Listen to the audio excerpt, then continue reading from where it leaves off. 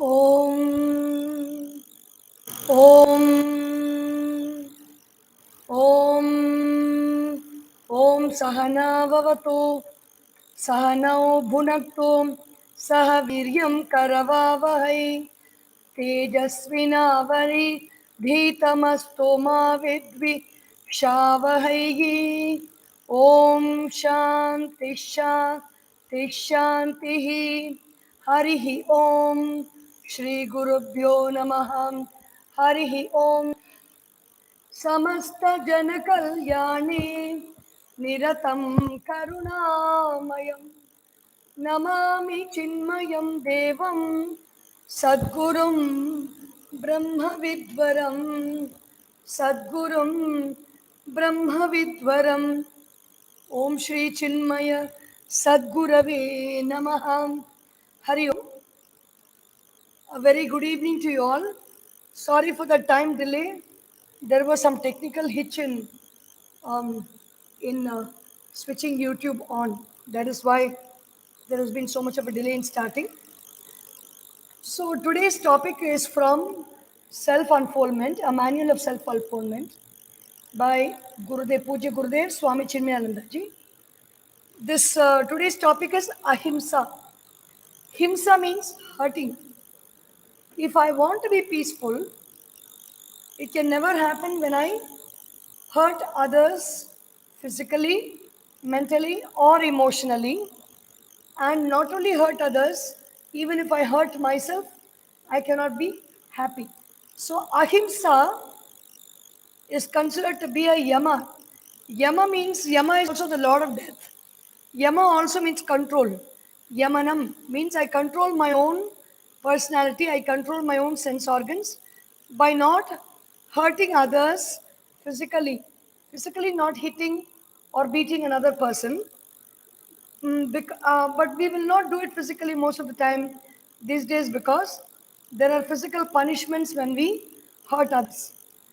Mentally, we can, even though we cannot hurt physically, we don't hurt physically, we don't kill others, or we don't beat others, or we don't do all those things because the society does not allow us to do, not because we don't want to do or we are not capable of doing. We are capable of doing all the worst crimes in this world, but since the society does not allow us and we are very restrained because we don't want to face the undesirable consequences for our actions, we don't do it. But even if we don't do it physically, if suppose I'm very angry with a person, I don't physically injure that person, I mentally think about that person and wish that person all kinds of ill. And the science of gratitude, the science of law of attraction today says that whatever we wish for others, first we get it for ourselves. Lord Buddha has also said anger, hatred, and jealousy, and all these qualities are like fire. The fire indeed hurts the other person, but hurting the other person is only secondary. The fire hurts the source where it has started. It hurts first, and then it hurts the other person. So there is no way of escaping the hurt we experience, the difficulties we experience when we hurt others mentally, physically, and intellectually. Gurudev, Puja Gurudev Swami Chinmaya ji says, a person may be very great, a person may be very integrated, may be very studious, serene in both storm and sunshine. Sometimes what happens to that person is they begin to decay, they begin to become weak, they fall from a high pedestal. We've seen so many great people in life who become very famous, but at one point of time, for we don't know for what reason, they they come down into a state of disgrace, fall from a high pedestal of strength and glory. In the majority of cases, such falls are due to the negative fears that have stealthily laid their booby trap within. There's so much negativity inside that the trap has been building up all the time, and as we are going on very busy achieving in life, the trap will drag us down in. If carefully analyzed, it will be found that all of them have sprung forth from a lack of clarity in us, a temporary incapacity to overlook some minor disappointment or a failure to disregard some words or actions of others around us. We get trapped when, of course, the fall from height happens because somebody can tell something to us, we get caught in that. It might be very mean, it might be very difficult to hear, but when we get caught in that and we are not aware of our true nature, and we begin to become very hurtful with our thoughts or even with our actions to the other person in the name of discipline, in the name of making everything beautiful around us, in the name of doing great things in society, in the name of organizing the world around us, in the name of creating something great. We can step on many toes and hurt many people, hurt their sentiments, hurt their sensitivities, physically and emotionally also hurt them. Not everybody wants peace in life. Not everybody wants harmony. Not everybody wants beauty. Some people are very content, and in fact they are very productive only when their surroundings are very untidy. In office also, when you work in an office, you can see there are so many desks. There may be one good Samaritan person, one employee, who not only cleans his desk, but also goes about cleaning everybody else's desk, thinking that he is doing a great service for that person. And next day, when he meets his colleague, the colleague's face is very dull, very irritated. Why? Because that colleague says, I can work only in an untidy atmosphere. I cannot work in a clean atmosphere. Who asked you to do this for me? You have really hurt me by cleaning my table or cleaning my cubicle. So we should not indulge in unnecessary activities which can cause harm to others without our knowledge. Unwillingly, we cause harm to others. So, ahimsa, himsa means hurt. Ahimsa means not hurting. In Sadashiva Brahmendra's commentary on the Yoga Sutras, Yoga Sutra calls Ahimsa the first yama, first among the five yamas. The first step in Ashtanga Yoga, or eight parts of yoga, is yama, and the first among the yama is Ahimsa. So Sadashiva Brahmendra says, Ahimsa is tamas, actually ignorance. It is born out of ignorance. We hurt another person because we think that person is separate from us. We think that person is existing separately from us, is is giving us joy or giving us sorrow. These are all the signs of ignorance. And that is why if the person gives us joy, we are very friendly to that person. If the person gives us sorrow, we hurt that person. We do not hurt any part of our own body. Even if the mouth, while talking, catches hold of the cheek inside, and even if the cheek is bleeding because of that, we don't hurt our teeth. We don't injure our teeth because the teeth and the mouth and the cheek are all part of the same body. By mistake, if we happen to beat our own self or stamp our own toe, we don't hurt ourselves. But if another person stamps our toe, then we hurt ourselves.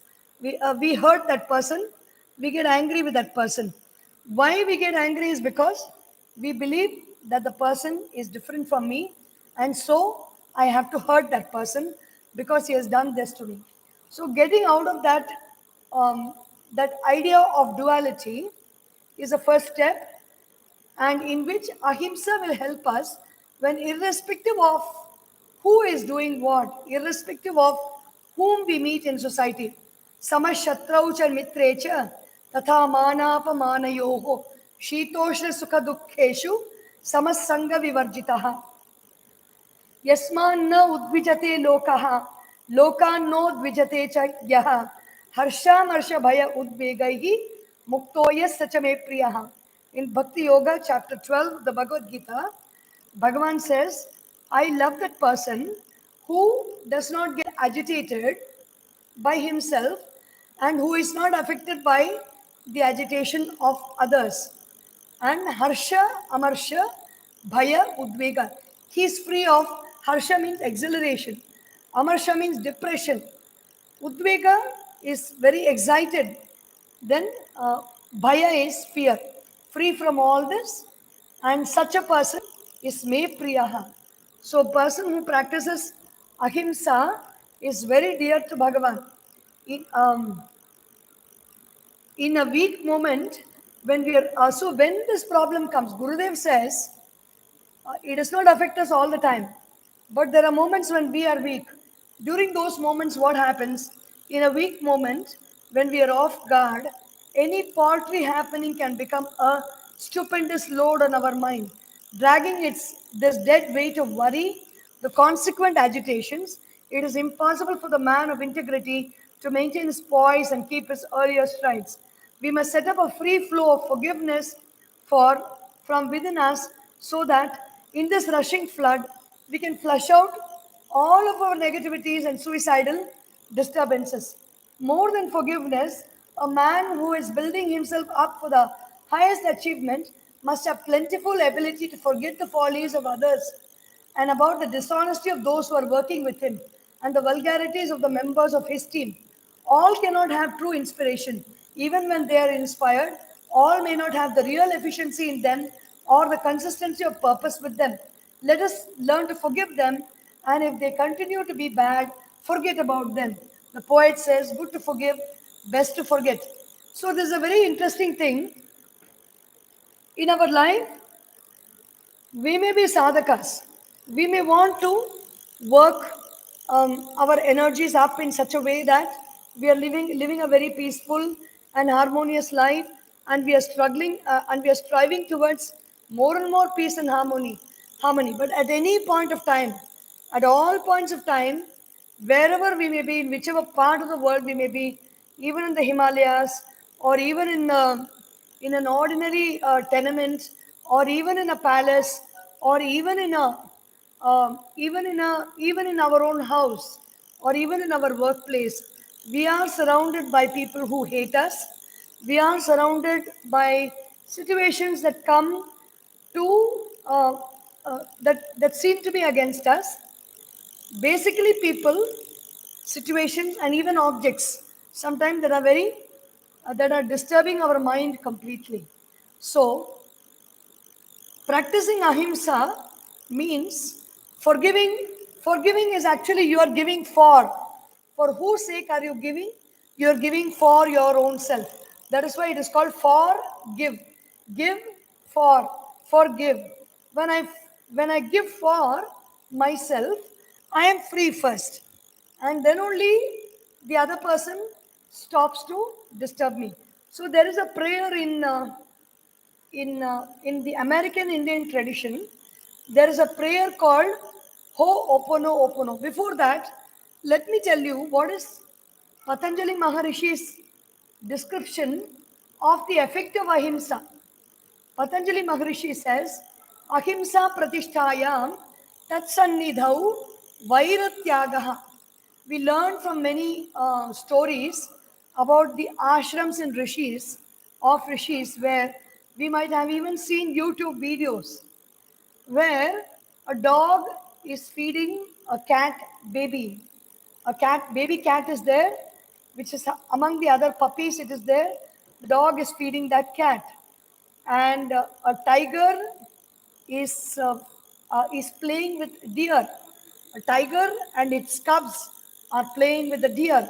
So we get to know so many things where animals in that ashram, even though they have got natural enmity within them, they transcend that natural enmity and they play with each other. This is what happens in the presence of Mahatmas who have practiced ahimsa in their life. In very, very great masters' lives, there will be devotees and disciples who are very inimical towards each other. But they will spend 2 hours in the presence of that master without even remembering any kind of enmity. They will be very happy with each other. They will be very supportive. They'll be very loving. The moment they step out of that master's presence, their original enmity will return. So this is the power of Ahimsa. Even natural enemies will be turned to friends in the vicinity of a person who practices Ahimsa. So that said, how can we really practice Ahimsa? It is not a very easy thing to bless somebody who hurts us, to love somebody who hurts us, to forget somebody who hurts us. How can we forget? First of all, we should not be in a hurry to forget. Any trouble comes to us from any person to teach us a lesson. And without learning that lesson, the trouble is not going to leave us.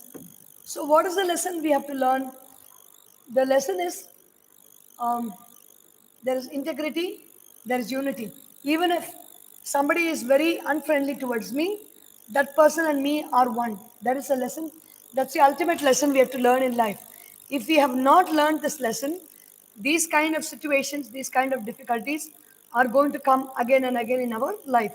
So, first of all, whenever there is an enmity, there is an animosity between somebody, instead of just rejecting it, instead of saying, no, no, no, I am a very good person. No, that person is a very good person. They are not capable of behaving with me in such a manner. Maybe it's only my misunderstanding. About the other person, if you feel so, it's okay. But about yourself, it is not important. It is important not to delude ourselves, saying there is no problem. First of all, accept there is a problem. Then be with the problem. Be with that animosity. Be with that hatred. Be with that enmity. See where it is affecting you. Because of this enmity, what in me is getting hurt? Is my body getting hurt? Is my breathing pattern getting hurt? Is my mind, my likes and dislikes, my feelings getting hurt? Is it hurting my family? It is hurting my surroundings. Is it hurting my progress in life? Examine and write down where all this is hurting you. And then ask yourself, do I want to retain this enmity? Do I want to keep hurting myself? Or do I want to be free from this hurt? Do I want to be experiencing pain? Or do I want to be free from this pain? Definitely the answer will be, I want to be free from this pain. Because pain is not our natural state of being. Our natural state of being is joy. Our natural state of being is bliss. That is why we love joy, we love bliss. We don't want pain because it is not our natural state of being. Whatever is not our natural state, we want to avoid it. So ask yourself whether I want to suffer this pain or not. Don't say, no, no, no, this pain I can bear. When you start bearing it and suffering that and do nothing about it, then the pain will increase and all other aspects of your life will get hampered because of this one issue that you have been avoiding and not focusing on. So, first of all, accept that there is a problem.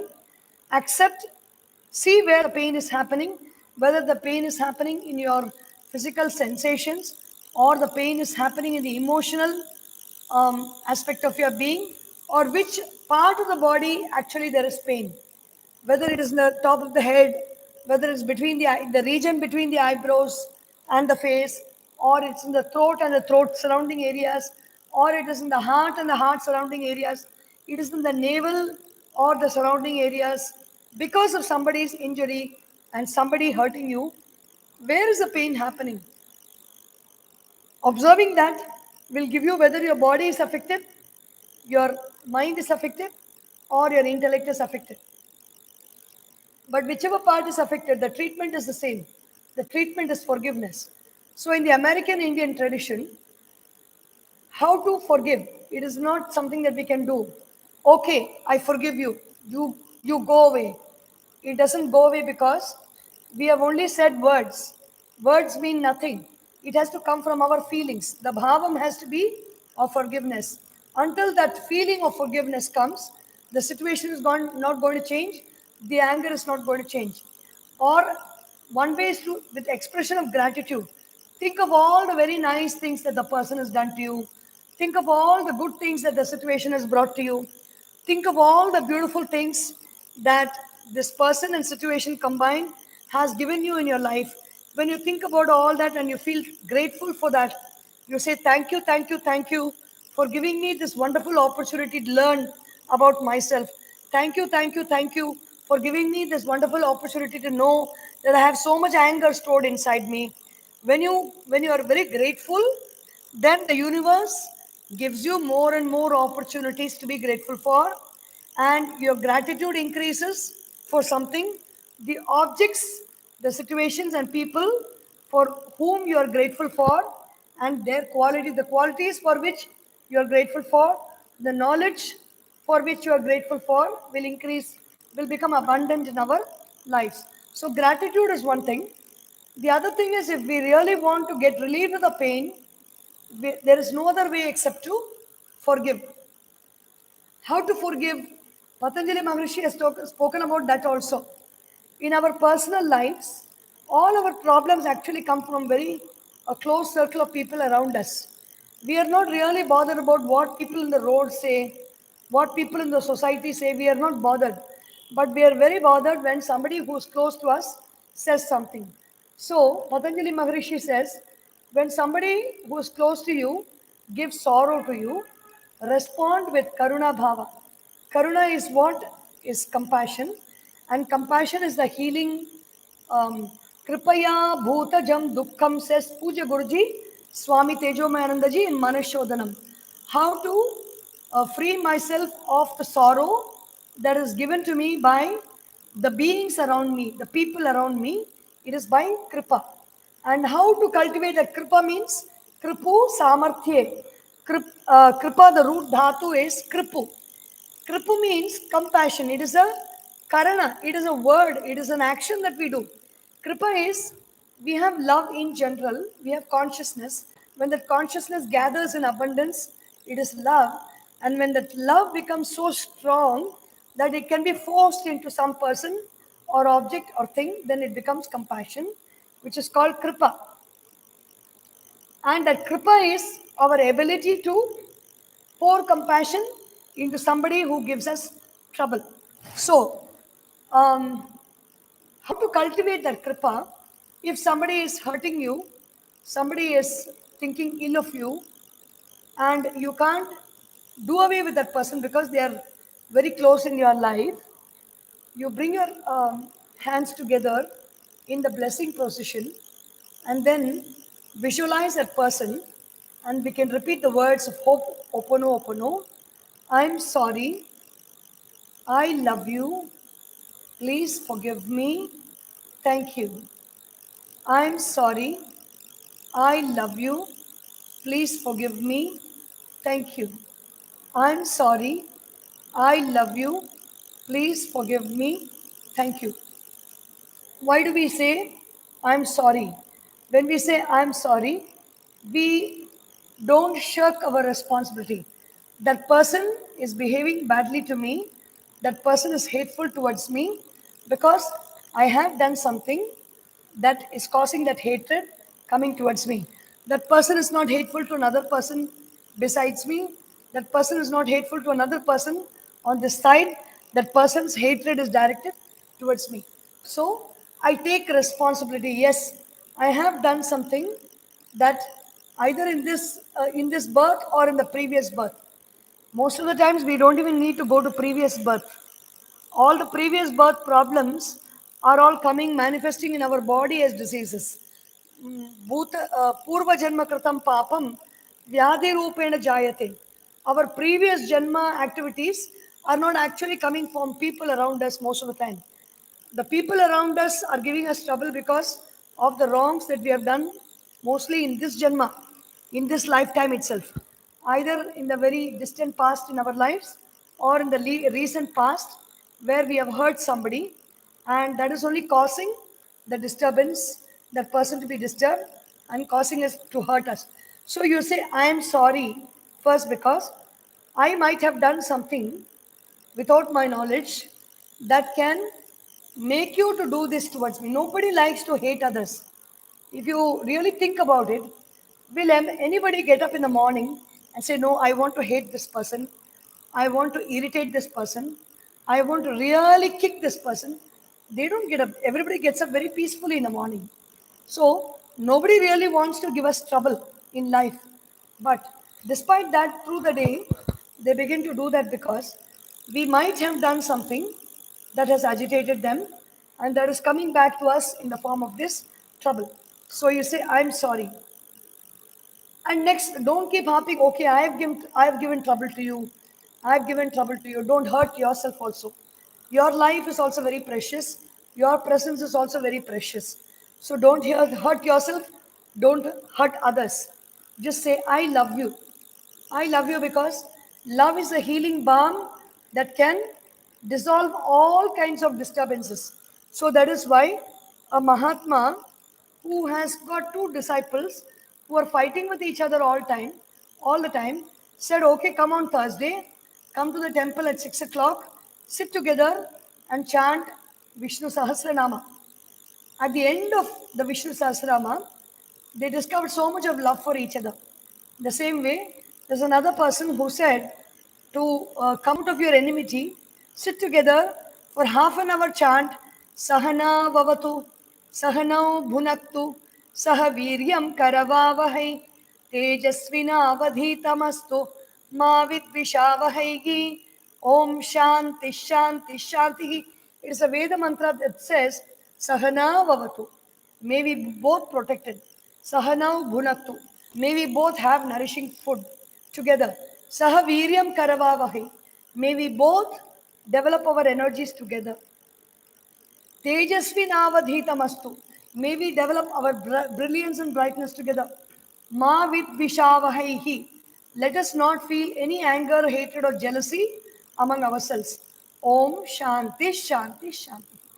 So Atma Namas, sorry, I am sorry for my own self, whatever I might have done.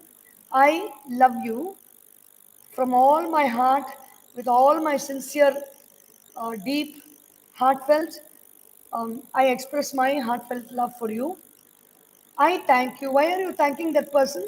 Because the agitation that that person has caused in your mind has driven you more deep into yourself to take up some big practice that is going to elevate you from not only this situation, but from all these kind of qualities in life where there's anger, hatred, and jealousy. So you really have to thank that person who is troubling you. The Mahabharata says Bhagavan appears in the form of danda. If somebody is punishing you, somebody is hurting you, somebody is scolding you, that is only Bhagavan expressing to that person. So, please forgive me. You ask pardon. How much ever Durvasa Maharishi was um, trying to hurt Ambarisha. Ambarisha was finishing his Ekadashi Vratam. And then he was going to complete the Vratam on Dwadashi. At that time, Durvasa came for having Diksha at Ambarisha's house. And he insisted that he purposefully didn't want him to complete the Ekadashi Vratam. And he went to the river to take bath. And he came back late so that he will not if he has completed the Ekadashi Vratam with just water, he is going to tell, how can you complete your Vratam without giving food to me? In that way, he wanted to create some mischief. But then what happened? This Durvasa Rishi, um, he was very angry with Ambarisha. Ambarisha did not do anything.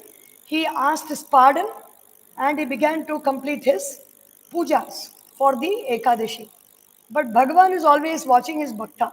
When somebody is troubling the bhakta, Bhagavan is watching, and Bhagavan sent the Sudarshana Chakra after this Durvasa Rishi. Durvasa Rishi is running here and there. He went to everybody seeking for pardon. Nothing happened. He finally went to Bhagavan Vishnu, who sent the Sudarshana Chakra. And Bhagavan Vishnu is also saying, no, it is only my devotee whom you have troubled. You have not troubled me. So I have no problem with you. This chakra has gone because you trouble my devotee. and this chakra is bound by my devotee's love for me, and so it will go and protect my devotee. If you want to escape this chakra, you go to Ambarisha Maharaja, fall at his feet and ask for forgiveness. So this Durvasa Rishi went to Ambarisha and fell at his feet and asked for forgiveness. Only then the chakra went and stood back at Mahavishnu's hand. So please forgive me. Ask for forgiveness from the person. You don't need to talk to that person, but you can visualize the person in your mind and seek forgiveness. If you really want to talk to the person and seek forgiveness also, there is no harm in that. But if it is not going to work out so easily, visualize the person in your mind and seek forgiveness. Please forgive me. And the last thing is, I thank you. I am sorry. I love you. Please forgive me. Thank you. Thank you because you have put me on the path of searching for my own self. You put me on the path of sadhana by these means of giving me trouble. So I thank you. When we say this, what happens is invariably the other person's mind has changed or your mind has changed. You can experience more love and compassion in your heart by doing this, or the situation has changed completely where you no longer have to interact with that person, or that person is completely moved out of your life. The purpose for which that person gave all this trouble has been solved when you develop the compassion, when you know how to respond compassionately. Another method of prayer is given in pranic healing, which says keep your hands like this in blessing position, and then you can, in the morning, as soon as you wake up 7 times, at night, half an hour before you go to sleep, 7 times, visualize one particular person whom you feel very hurt and who you feel is hurting you so much, or one situation or a person. Basically, it is a person. Situations really don't hurt us, they don't have the capacity to hurt us. It's only because of our own attachment to those situations we are getting hurt. But persons, maybe, yes, to a great extent, our own attachment and their attachment to us also can hurt us. So you can keep your hands in blessing position. In this way, a very lovely pink energy of light flows through from your heart as feeling through your hands and covers that person completely with a pink ball of light. If you cannot see this visually, you can visualize the person being covered with a pink orb of light as you chant Atma Namaste. I love you and respect you. May peace be with you. I thank you. Om Shanti Shanti Shanti. Atma Namaste means the person, the self in me is the self in you. So we are both one. So whatever is angry with each other is not the self. We are that one self. I bow down to that one self in both of us. Atma Namaste. I love you. The self is one and the self is filled with the feeling of love. So there is no I and you actually, but still we feel differences because of the body. So we can say, we can bring out that love and experience that love with our own words and feelings. I love you and respect you. Any situation is handled very easily when there is love and respect.